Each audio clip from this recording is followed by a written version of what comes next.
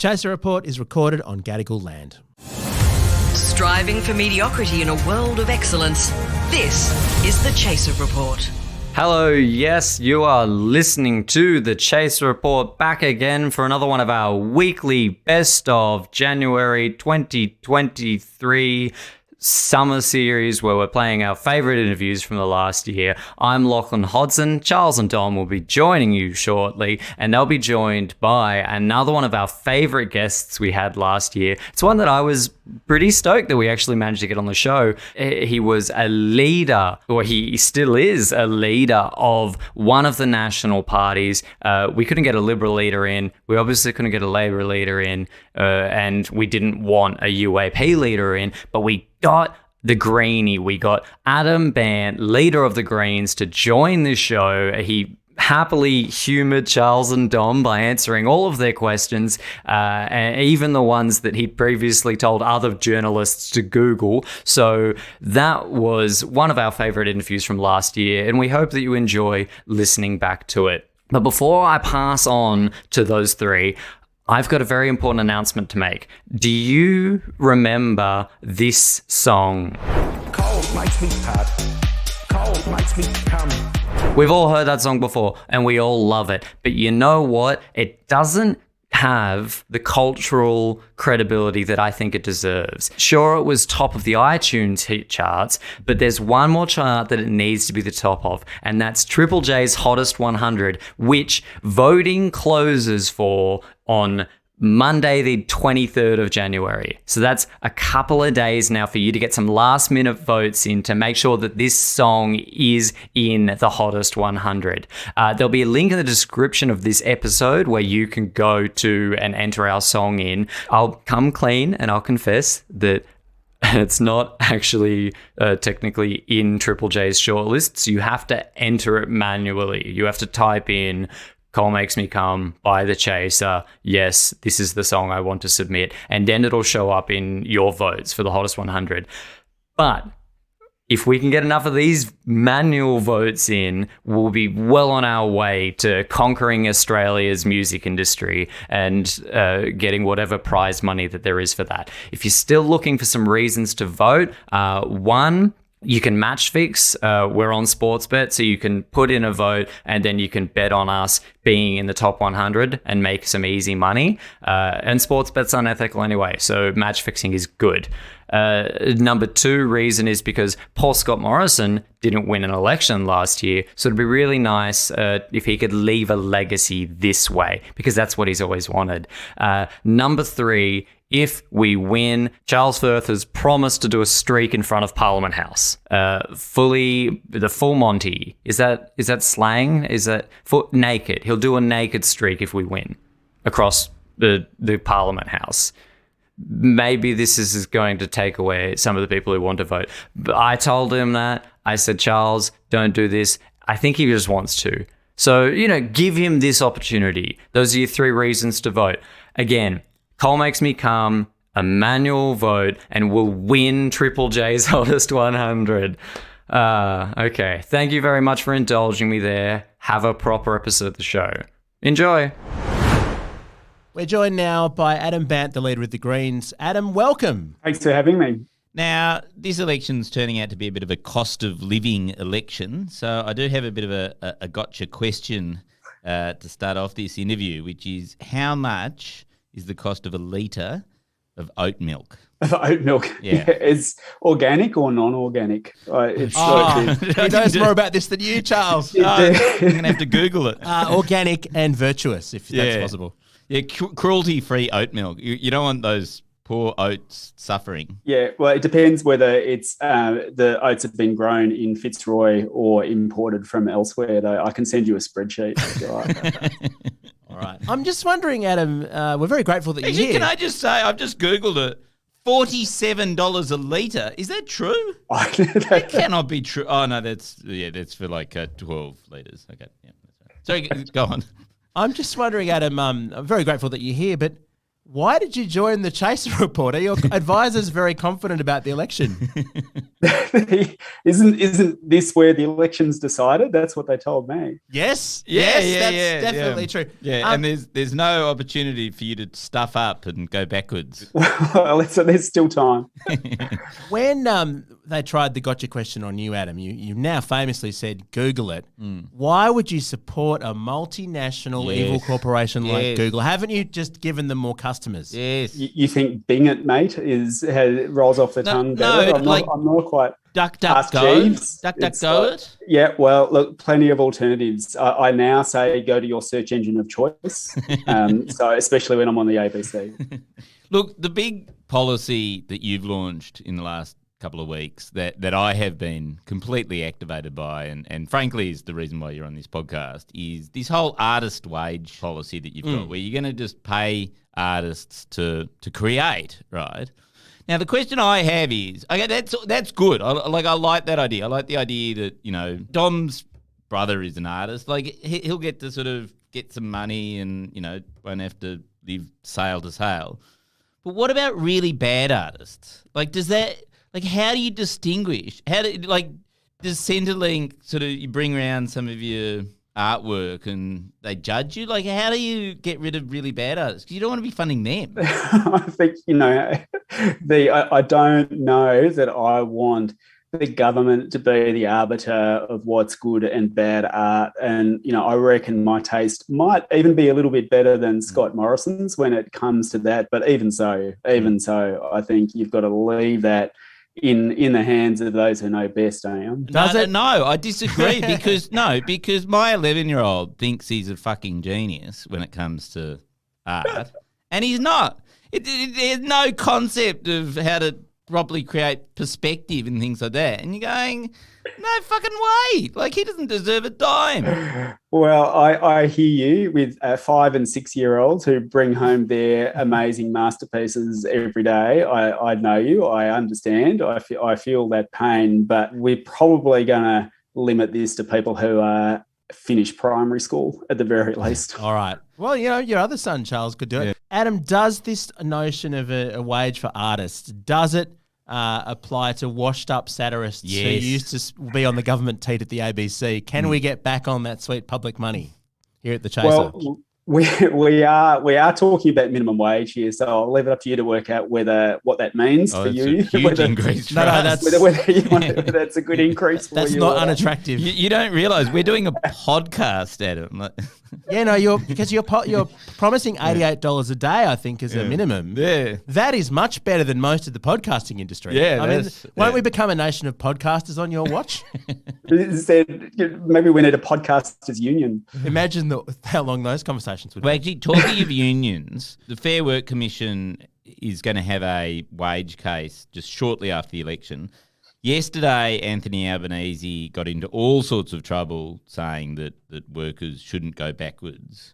Do you commit under a Greens government to make workers go backwards and not get proper wage rises so we can keep the inflation genie shut? Yeah, I mean, I've got to say, I think that was pretty astounding, the sort of the apoplectic response to the idea that wages should rise faster than what you spend your wages on, and that people shouldn't have a wage cut. Like, that's the ferocious response to that, I think, just shows, like, in many ways how broken the debate is. What's your policy? We should lift wages even further than is being proposed, higher than inflation. Lift them, peg them like they do in the UK. Peg the minimum wage to the average wage, so that it's 60% of the average wage, and that way you reduce inequality and you start to lift wages from the bottom up. So that would be taking it to about $23 an hour. Let the Fair Work Commission work out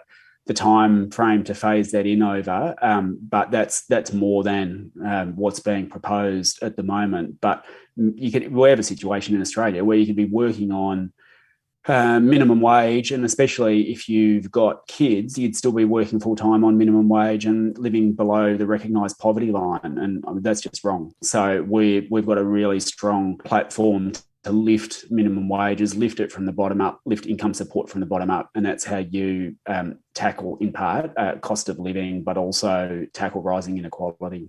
You want to reduce inequality. Doesn't that mean that the amazing wealth that trickles down from the nation's billionaires will stop? What are we going to do without that sweet trickle down, Adam? I know, and all the donations to the IPA and all of those other amazing non-government organisations might dry up as well. But I mean, I think the rise in wealth in billionaires in Australia is phenomenal. But during the pandemic, billionaires grew their wealth faster than billionaires in any other country. Which when you think about how Jeff Bezos and Amazon would have done during the pandemic, like for Australian billionaires to be increasing their wealth at a faster rate than billionaires from any other country is pretty astounding. And the mining billionaires more than doubled their wealth during the course of the pandemic. And we're campaigning pretty heavily on a billionaires tax this election. And Joe Biden is even talking about that now in the US. And But I mean, it would fund a lot of policies. There's a problem with the billionaires tax because aren't there sort of goody billionaires and baddie billionaires? Like, what about? So, are you including like Mike Cannon Brooks and things like that, or do you just give him a free pass and say, "Oh, it's all right, you can still be a billionaire"? Well, the thing with our across the board tax proposal, like, applies to everyone, no favourites here, but it's like there'll still be billionaires afterwards. We're talking about a 6% tax on their wealth. And what's the point of a 6%? Surely, why don't they? What? No, that's a terrible idea. Why don't you just get rid of billionaires? Just take all their billions. Well, we say that, plus also make them pay a Bernie Sanders style levy on the profiteering that they did during the pandemic. So make them pay back half their profits that they raised during the pandemic. That would be a fair approach. And then do that, and you start to raise some serious money to fund things like dental into Medicare. So we think, especially if we find ourselves in a minority parliament situation, we can't see why a new government wouldn't be prepared to put a tax on billionaires. Like, it's not really going to affect, well, I don't know if it's going to affect you. It's probably not going to affect most people who vote, unless you're a billionaire. It'll affect Craig. The chaser, it'll only affect Craig. Isn't there a risk, though, Adam, that if you go around taxing your billionaires, some of them are only going to be multi-millionaires. Some of them might only have 900 mil after this tax comes in. Aren't you supposed to be about protecting things, Adam? This is class warfare. Well, yes. I think, again, it just shows how far things have drifted in this country, that when you're talking about a tax on billionaires, that it sort of strikes this chord of fear amongst some who are saying, oh, you can't do that. It's like, well, hang on, they're making obscene and enormous amounts of money, and it's time they paid some of it back. I was looking at the Greens website the other day just on this point, Adam, and look, there's lots of things that are free in your plan, things like education, health, and even dentistry. I don't know how anyone can afford to pay for dentistry, not even you. And then there was a link to a page that said, our plan to pay for this, and the link was broken. Is that fixed now? Send it through. I'll have to Google it. I don't know. We'd be very, very clear about paying for it by making big corporations and billionaires pay their fair share of tax.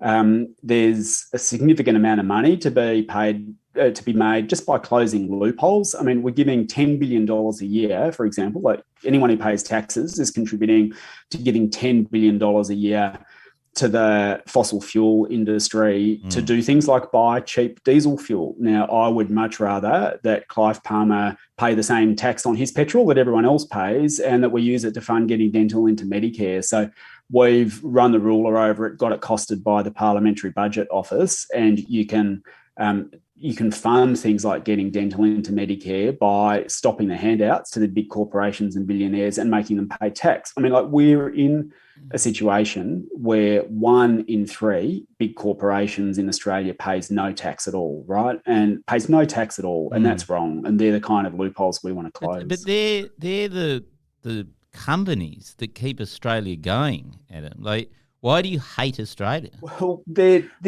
many instances, they're these massive multinationals who send their profits offshore tax-free. I mean, to take the gas industry, for example, there's 27 companies that in 1 year brought in $78 billion of income and paid no tax. Shell brought in $5 billion. Exxon bought in $12 billion. Won't these companies go offshore if we they're start already taxing doing them? it. This is my point, is that they're in many No, but they'll just shut up shop. You won't have any wealth creation in Australia at all. I think you will find that the minerals and the resources will still be under the ground, under Australian soil, under the Australian oceans, and there'll probably still be an appetite to get it out. And we're saying, look, make them pay for it and make them pay a fair rate for what they suck out of the ground and their tax before they send the profits overseas. Okay, well, let's go to the other side of this equation, which is then, okay, if you do all this tax, then you get a whole lot of free things. Now, one of those free things is free free education, right? Now, isn't there a risk that people will just abuse that privilege to learn stuff for free and then just learn a whole lot of stuff that they don't actually need to know? Yeah, you're sounding very much like the Liberal Minister for Education at the moment, like that. You know, they routinely get up and they read out topics of ARC grants that they don't like, or PhD topics that they think are offensive, and then say, therefore, you shouldn't fund it. I mean, I just think we should be a society that values people getting education, and if you make a good income out of it, then you pay it back through a higher progressive tax rate. Like, the more money you earn, the higher the tax rate should be that you pay. It's called a progressive tax system, and you could use it to fund things like free education. But if Albo had to pay for his economics degree, and don't you think it's more likely he'd know the unemployment rate? Yes, that's right. He'd value it more. I don't know. You have to talk to people who are going through education at the moment, with it being user pays, where they're paying through the nose for it, and ask whether they think they're getting a better quality of education as a result. Half of our interns are at uni, and they're hungry for work. They've got to work here. They're so desperate. They need every dollar they can get. This is good. This is a good system. They don't eat properly, I don't think. You've also got a plan to build 1 million homes, I see here. Won't the boomers just negative gear 999,000 of them on day one? Yes. The element of our plan is that the government retains ownership of these, so the boomers won't be able to get their hands on them, I'm afraid. So basically, communism. It's when I was explaining our policy to one journalist the other day, said, look, we want over the next 20 years. Government to build 1 million homes that it can people could rent for 25% of their income, or you could buy into for 300,000 and then sell back to the government. But, a big public build of affordable homes. The journalist said to me, "Oh, you mean like Menzies did?" And it's the first time that I've ever been compared with Menzies, or our policy's been compared with Menzies. But again, it's like, this used to be something that we did in this country. And I don't think as far as I'm aware, Australia wasn't ever run by a communist Menzies government. Like, this used to be something that was fairly straightforward. I think that's why Menzies wanted to get rid of the communists, was because it was competition to steal their policy. They do this in Singapore, I think, Adam. But isn't it true that Singapore is a socialist utopia where there are no rich people? Aren't you going to turn us into Singapore with this plan of yours? I know it's some very unique lines of attack have been coming on this policy, but like it's the way out, because we do need to reform negative gearing. Like, our plan is to limit it to one investment property, and to start to withdraw all of those. Why not zero? Why should anyone own a house to make money out of it? Well, there's lots of people who've decided that their investment strategy for their retirement or whatever will be to own a unit or invest in a unit. And that's not where the bulk of the subsidies are going. The bulk of the subsidies from negative gearing and capital gains tax are going to the very top income earners who often own multiple properties. Also known as the federal cabinet. Yeah, you're going to hurt a lot of parliamentarians with this plan of yours, Adam. Peter Dutton must hate you. He earns about 6. I know there's some who've got a lot, and it may not be popular, but it might go to some way to explaining why it hasn't been reformed so far. So you're on a parliamentary you're on a good parliamentary wage because you're the leader of a party, so you'd probably be on roughly similar to Peter Dutton. How do you afford 6 homes on Peter Dutton's wages? I've never understood how he managed to get all that money. Well, I don't know about him, but but we're giving about $6 billion a year in handouts through negative gearing and capital gains tax exempt discounts to the very wealthy and people who've got more than 2 homes, right? So $6 billion a year is what it costs to basically push up the price of housing and subsidise people who've already got 2 homes to go and get their 3rd or 4th or 10th. And the money overwhelmingly goes to the top income earners. And our plan, like you said, 1 million homes over the next 20 years, that costs about 1/3 of that, right? So for about 1/3 of what we are currently paying every year in handouts to people who've got multiple homes, you could build 1 million affordable homes instead. Now, you've got a plan to legalise cannabis, but I can't see in that plan any details about how you'll cope with the surge in the demand for convenience store snacks. The shelves will be wiped. It'll be like toilet paper all over again, Adam. What's the plan? Well, I think that's one area where the market will step up. I think you'll find. Well, no, I think you'll find that it didn't step up during the pandemic. This is a logistical nightmare. Maybe we do need to put a bit of further thought into that. You raise a very good point. What will the price of weed be under a Greens government? Can you commit to putting downward pressure on pot prices? How much will a 25 cost?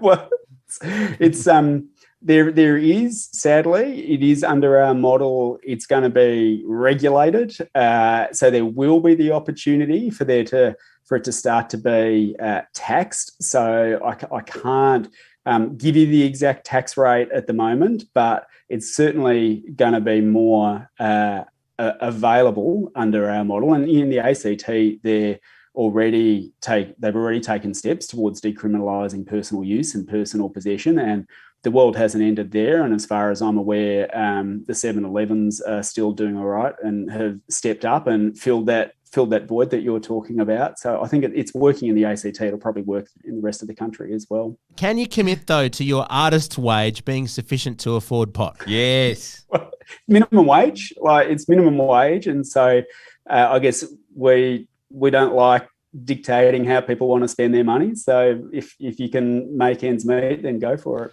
Oh, now we should go, but there is one last policy that we should probably talk about. Oh, yeah. Have you heard about this thing called climate change? Yeah, oh, no, the Greens don't have a Do position on you that. have a policy about that? Heard a bit about it. It hasn't really cropped up much during the election campaign, which is pretty distressing. Are you a bit disturbed that the major parties have stolen your Action on Climate Change brand?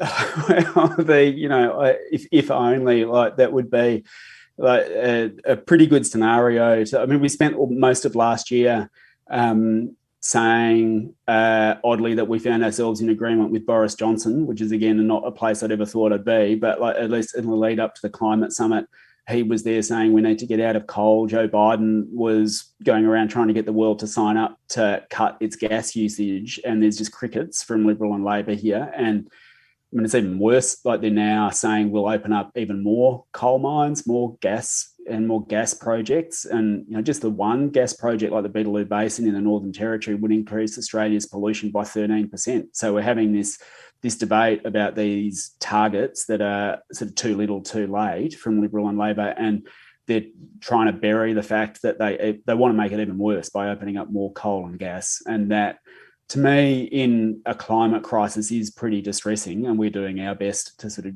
get it on the agenda. You're against, digging stuff out of the ground. That's the only stuff we do, Adam. You're literally, I don't think you quite understand how Australia works. We don't have anything else to offer the world. We dig stuff out of the ground. We don't process it or improve it. Sell it off, and then have a few billionaires, which you want to get rid of and tax. You just don't, I think you should go to New Zealand or something. I think you'd be much more successful over there. Yeah, well, I've actually spent a bit of time this election campaign in the coal sort of areas in Hunter Valley, and going to Rockhampton, going to Townsville, going to Gladstone. And like, our message has been actually, Australia's pretty lucky. We've got a stack of the minerals that are going to be needed for building batteries and electric vehicles, and why not process the iron ore here instead of shipping it off and buying it back in as expensive steel. And we're getting a pretty good reception. Like, I think that one coal miner said to us when we were in the Hunter Valley that it's just the worst kept secret in the valley. Like, everyone knows coal's got a use by date, but no one's talking about it. Whereas at least we're going there to have the conversations. And I think like increasingly things are shifting, and people would be up for a national conversation, including people in the coal areas, about what a transition out of it looks like. Well, now don't use the word transition. I was told very strictly by a Labor insider, you're not allowed to use the word transition because it polls really badly in the coal areas. So. Yeah, well, it's because Labor doesn't want a transition. Like, Labor's going around saying we can still dig up coal in the 2050s, just like the Liberals are, and still meet our climate targets. And it's just rubbish, right? People know that they're being lied to in these areas, and like there's a hunger there for a bit of a conversation about it. But you have to start, I guess, with the first point in the fork in the road is, do you accept that coal and gas have a use-by date? And if you accept the climate science, the answer is yes. And so you then got to have a conversation about what the pathway is out of it. But at the moment, neither Labor or Liberal are there. And that's one of the things we're trying to push. So look, final question from me, Adam. There's on the Greens website, there are an awful lot of policies, more so than usual, I'd say. You've got them costed. There's a lot of work that's gone into this. What are you going to do if Anthony Albanese becomes Prime Minister relying on the Greens' support? These are policies and targets. He's not going to commit to any of those, is he? I think there's some pretty popular things there. Like when we were in Balance of Power last time, we got dental into Medicare for kids, for example. And it's one of the things we would want to put on the table in Balance of Power this time is getting dental into Medicare for everyone. Now, I don't think that the next government's going to lose votes because they agree with the Greens to put dental into Medicare and make Clive Palmer help pay for it with a billionaire's tax. I think people would love that. I think their vote would go up. So I think the toughest thing that we'd have to have discussions around would be around coal and gas, and what are we going to do about opening up new coal and gas projects. That's where I'd imagine we're going to find the most resistance. But the other things like getting dental and mental health into Medicare are areas that I reckon would be pretty popular for any government. So you may not be able to protect the environment, but you will be able to protect our teeth. That's a start. We'll do both. We'll do both. Thanks for joining us, Adam. Yeah, thanks for having me. As always, Geary is from Rode Microphones and we're part of the Acast Creator Network.